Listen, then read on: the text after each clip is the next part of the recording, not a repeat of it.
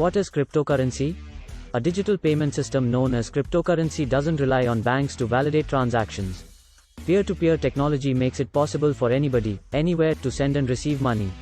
Payments made using cryptocurrencies do not exist as actual physical coins that can be transported and exchanged. Rather, they only exist as digital entries to an online database that detail individual transactions. A public ledger keeps track of all Bitcoin transactions that involve money transfers. Digital wallets are where cryptocurrency is kept.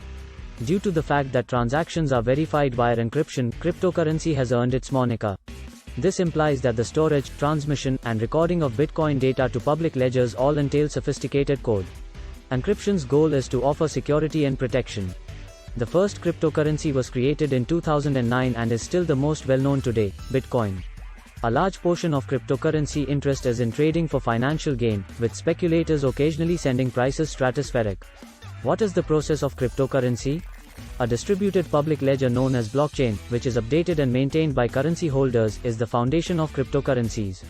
Through a process known as mining, which employs computer power to solve challenging mathematical problems, units of Bitcoin are generated.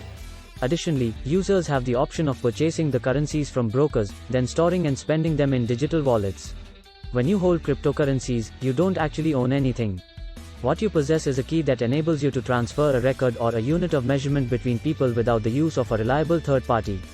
Despite the fact that Bitcoin has been available since 2009, the financial applications of cryptocurrencies and blockchain technology are constantly developing, and more are anticipated in the future. The technology might someday be used to trade bonds, equities, and other financial assets.